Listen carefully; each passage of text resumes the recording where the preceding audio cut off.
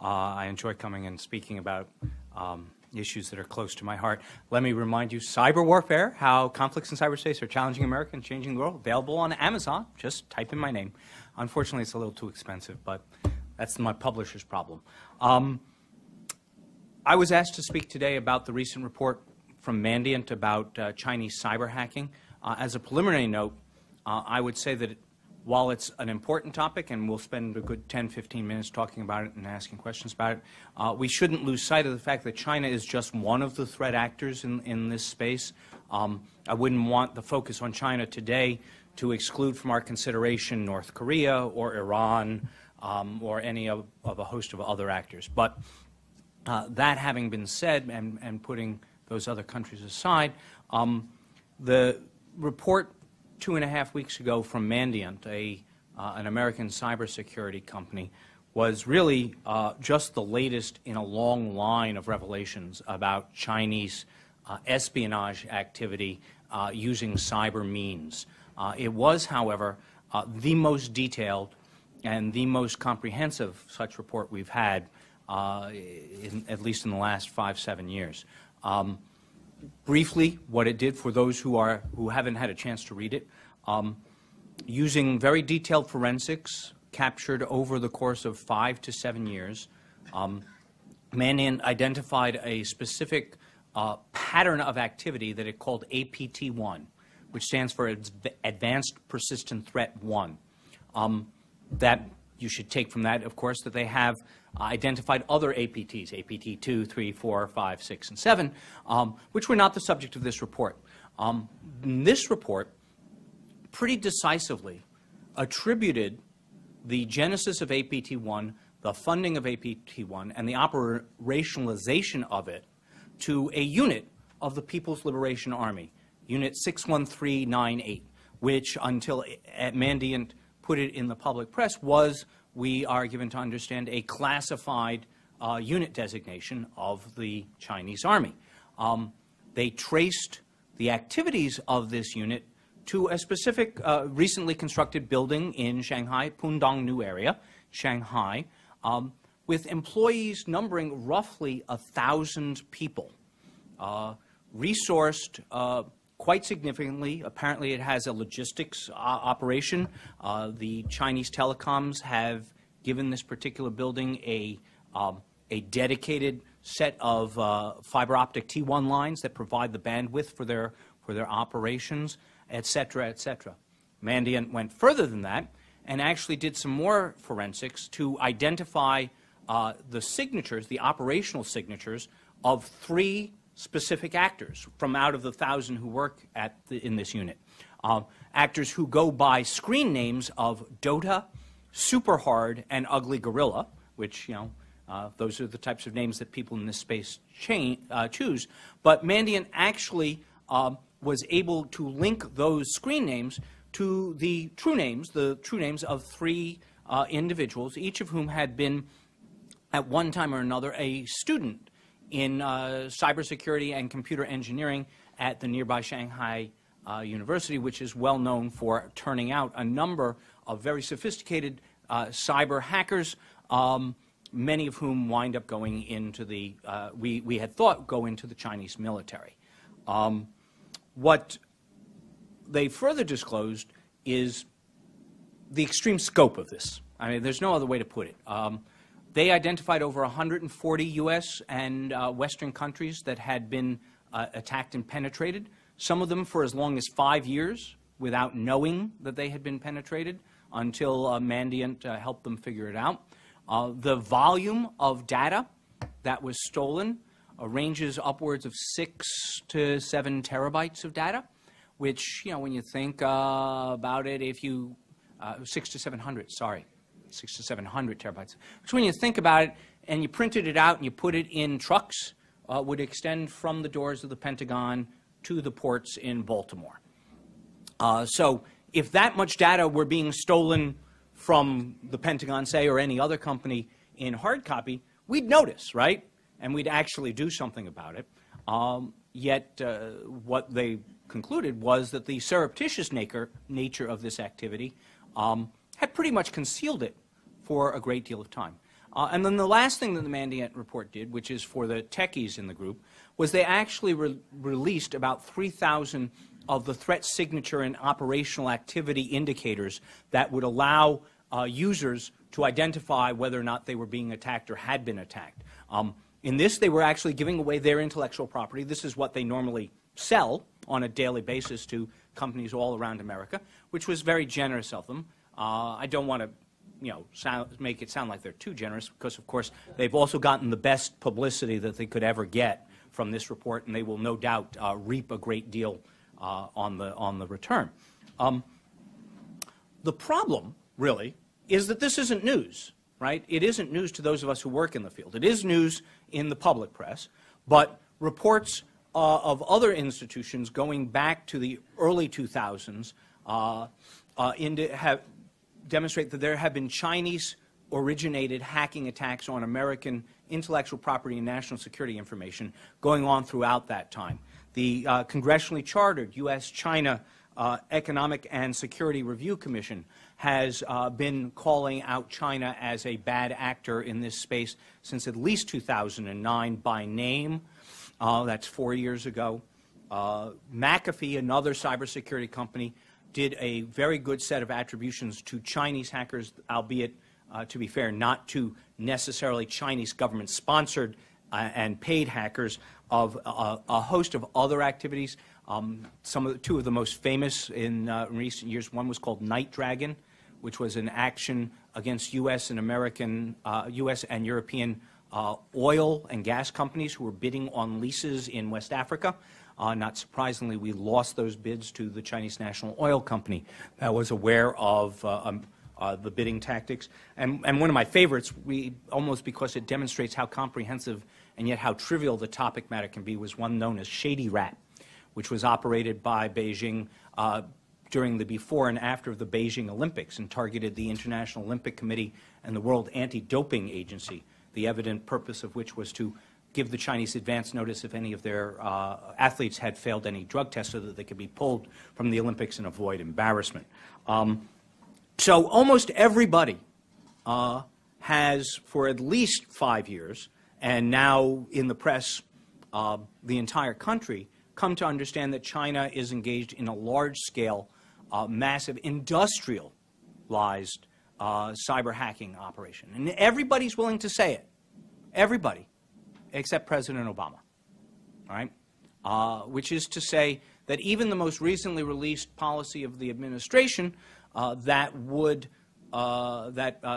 builds a strategy for trying to protect our intellectual property here in the United States through trade sanctions and diplomatic activities, refuses to name the worst actor, or the best actor, depending upon your perspective, the worst actor in the world by name, and refuses to explicitly call it out. If you believe the reporting of the New York Times, which is, in terms of getting inside the Obama administration, said usually pretty accurate, call out our opponents, our peer opponents, for what they really are. And I hadn't thought about this till I was listening to you talk, but there's a thematic consistency going on here. So that's where we are right now. And the question is, what should we do about it, right? What if I were President of the United States, would I do about it? What if I were a member of Congress, would I be advocating to do about it? The administration seems to be moving towards a small-scale diplomatic initiative, rallying the West to eventually call China out. That won't hurt, right? I mean, diplomacy never hurts. I suspect that it won't actually change Chinese behavior. One analysis I saw, rough back-of-the-envelope calculation, suggests that the degree of intellectual property theft in the economic domain, not the national security domain, is increasing China's GDP growth by 1 to 2% a year. So if you're making that much of a gain in your GDP growth, you're not going to stop unless the sanctions begin to hurt with some degree of equivalent pain, right? So it's not going to be just yelling at them that will get them to stop. On the other hand, proposals for a full-scale out trade war, removing China's most favored nation status or slapping countervailing sanctions on all of their imports, seem to be less well targeted than they might be, and will have obvious adverse effects on the American economy that I am not really in a position to calculate. So I would be cautious. If I were to stick inside the sphere that I know, I would say, what is America's strategic advantage in this space? And the strategic advantage in this space, and not to exclude other spaces of diplomacy or economic sanctions or criminal charges if we can ever get these guys in America, but in this space, we understand the distributed and dynamic nature of the environment. We can adapt to a non-hierarchical, non-linear structure much more rapidly than a rigid communist country. We're not perfect at it. To be sure, the U.S. government is a very hierarchical structure itself. But we have a dynamic private sector that is the font of innovation. We have thousands, if not tens of thousands, of individuals who are experts at this and truly spend their time. So how could we take advantage of that strategic superiority for ourselves here and begin to impose costs on China that would actually possibly convince them to rethink their large-scale theft? And there's nothing else that you can call it. Here are two ideas. One I call, and I got this from a friend of mine, Sam Lyles at Purdue, the gamification of counterintelligence, right?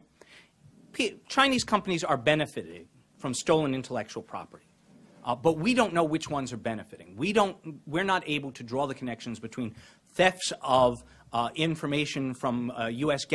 oil and gas companies and direct proof of gain by the Chinese national oil company. That's a particularly easy case, and we probably have done that one, but that's being replicated over and over again. We should simply start a game and send American hackers and American entrepreneurs out and offer a reward, right? We've got money, $10,000 for every company that you can decisively provide us forensics that show that they have profited from American stolen intellectual property. And then we can target sanctions on them. Their products don't come to the United States anymore. Hopefully, with a little bit of successful diplomacy, their products don't come anywhere near any liberal Western country of any sort. That sort of thing. Harness, in effect, the widespread distributed network of people who can and do understand the forensics of cybersecurity and get them to help us break into the structure of the Chinese ecosphere, pull it apart, and apply targeted sanctions in ways that actually punish the people who are benefiting from the fraudulent activity. That's one possibility. The other possibility, and this one is a little more radical, so since I'm on tape, I want to be clear that I haven't thought it through completely, and it's just a proposal, and we should think about it before we do it. But one of the things that differentiates the Chinese approach to cyberspace, the cyber domain, from the American approach is that they see it as an information warfare battle space, right? Where we don't. We see information as a good and freedom of discussion as a positive value. And so we seek to foster internet freedom. China sees the free flow of information as a destabilizing activity. I actually had one Chinese interlocutor tell me that, in all seriousness, that they think Facebook is an American plot. As if Facebook would actually do anything that the U.S. government told it to do, right? Yeah. But they believe that and that is why they work so rigorously to control the flow of information through cyberspace into their country. They don't want the destabilizing, disrupting effects to the status quo that would come from cross flows of information. That's why they've built the Great Chinese Firewall. The Great Chinese Firewall is not technologically impervious. With a little bit of effort, a covert program, or maybe an overt program of the United States could start poking holes in such a wall, letting information flow. And eventually the holes would get big enough and the information flow would get strong enough that it might cause some discomfort to the government in a way that would cause them to rethink their behavior with respect to us. My motto for this program would be something like, let 1,000 tweets bloom. That's just two possibilities. I've done my 15 minutes, so I'll stop there. You can think of others if you want to, many of which would be also taking advantage of our strategic superiority in this space in understanding its dynamic nature. But I think the first and most important thing that we need to do is be willing to speak the threat that has no name. Be willing systematically and officially to say, this is China, and they need to stop publicly. We haven't done that yet, unfortunately. And with that, I'll answer your questions. Thank you very much. Go ahead on the right. So the suggestion you made, it kind of sounds like almost like a cybersecurity version of the letters of marque that we used in the early beginning of our country, kind of where we said, hey, people with ships, go out and kind of do your thing. I think that's an interesting way to do it, and you can really kind of combine that with a couple of different ways, combine both of your suggestions, have one aspect be the more kind of subtle version that you proposed in the beginning, the first part, and then as well include the make the second one more of like a public relations thing. So basically make it so the Chinese public knows how to get through the cyber wall, make it easier for them to do so. I think that's something that those two things could have a lot of good, yeah. Yeah, no, I agree with you. I would make one distinction, which is my first gamification of counterintelligence. I was looking at that mostly as collecting information and then letting the government or some official actor be the actor. If we issued letters of marque, right, and reprisal, that's actually, you know, the old-style way of authorizing some private sector actor to go out and shoot on their own. And we could do that. That would be another step. That would be a significant ramp up. But we could contemplate, and some of the people in my domain have started to advocate, letting private sector companies shoot back and burn out, in effect, the IP addresses that the attacks are coming from. I kind of like that idea. In truth, though, there's some dangers to that. You know, there will be innocents who will be killed, right, along the way. That's not so good. And, you know, even though I'm skeptical about the vigor with which our government is pursuing this issue, I'm not sure that I want to offload the ability to fire the first shots in the first international cyber war to Pepco or Coca-Cola. I think probably, you know, we should let President Obama make that decision, you know, or any president, right? I'm going to ask a question, then we'll go back out there. How much time do we have? Because I know, I think the Washington Times' Bill Gertz was just talking about the potential end of the tilt to China because of the sequester cuts and other cuts. So we may be not actually having a presence there. We certainly have a lot of volatility in the region, for instance, between China and the Philippines and Japan in particular. There's increasing rapprochement between China and Iran. Iran is potentially, especially now that we have agreed as a coalition to let them enrich up to 20%, they may be very soon to being able to destabilize the area. There's certainly, you know, an argument to be made that we have a year, but maybe not multiple years, and that there's another argument, I think a minority one, that we have less than a year.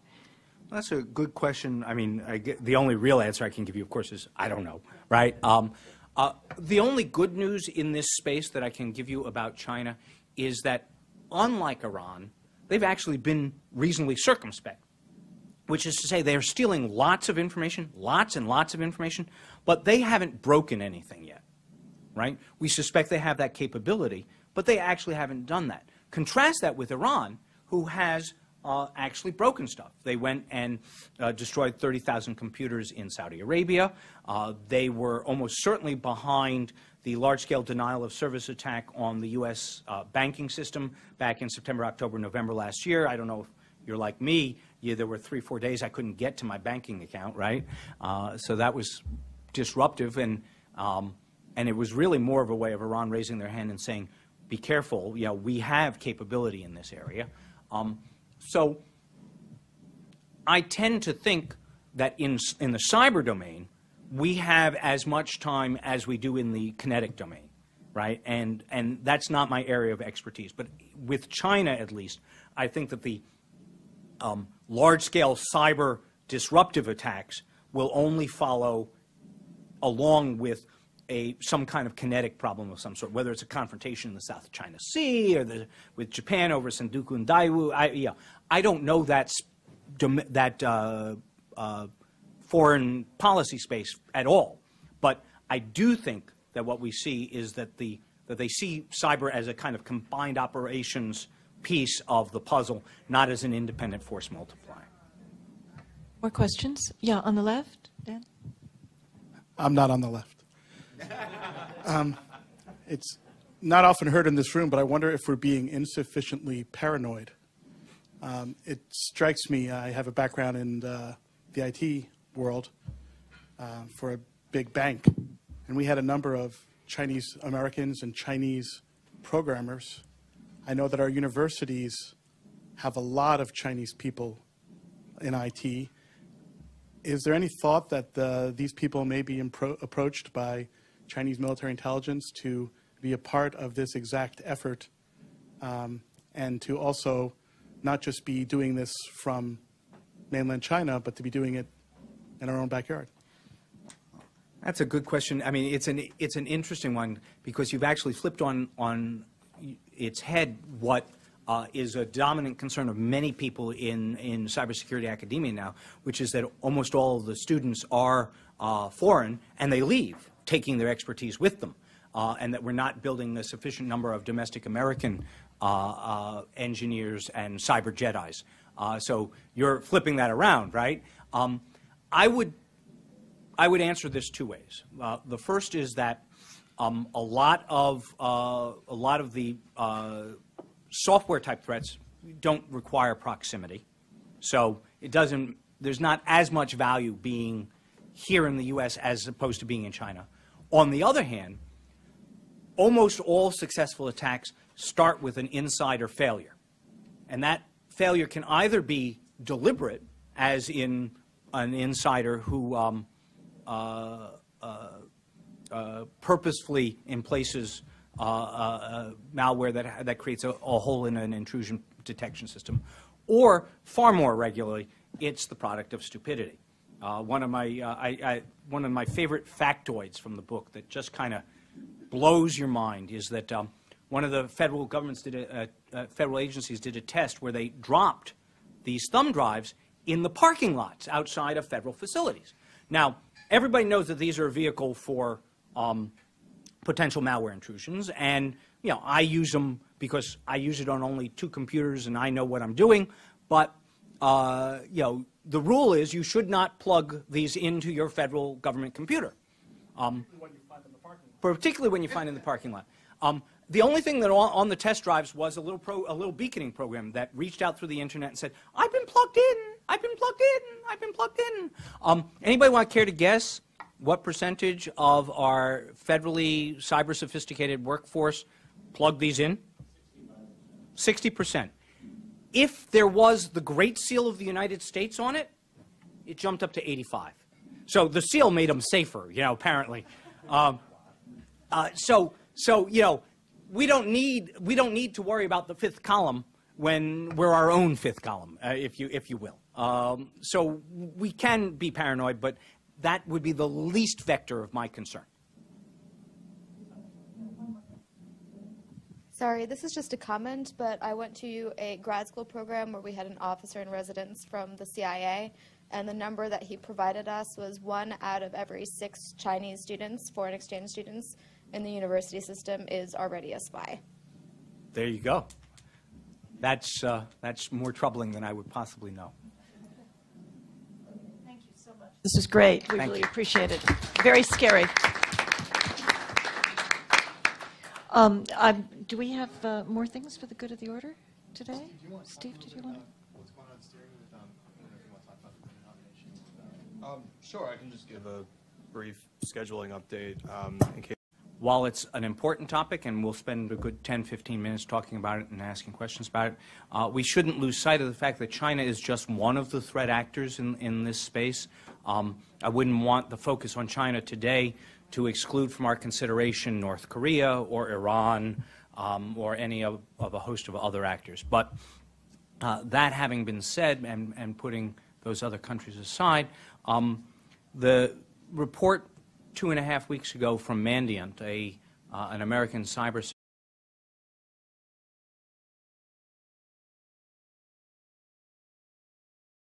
I enjoy coming and speaking about issues that are close to my heart. Let me remind you, cyber warfare, how conflicts in cyberspace are challenging America and changing the world, available on Amazon. Just type in my name.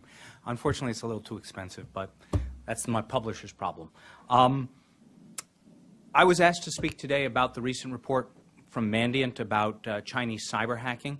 As a preliminary note, I would say that racialization of it to a unit of the People's Liberation Army, Unit 61398, which until Mandiant put it in the public press was, we are given to understand, a classified unit designation of the Chinese Army. They traced the activities of this unit to a specific recently constructed building in Shanghai, Pudong New area, Shanghai, with employees numbering roughly 1,000 people in years.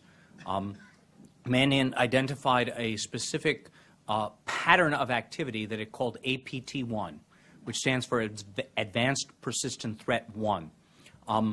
That you should take from that, of course, that they have identified other APTs, APT 2, 3, 4, 5, 6, and 7, which were not the subject of this report.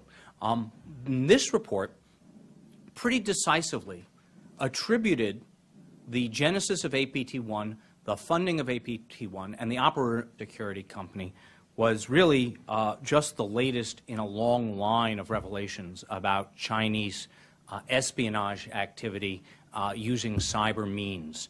It was, however, the most detailed and the most comprehensive such report we've had, at least in the last 5-7 years.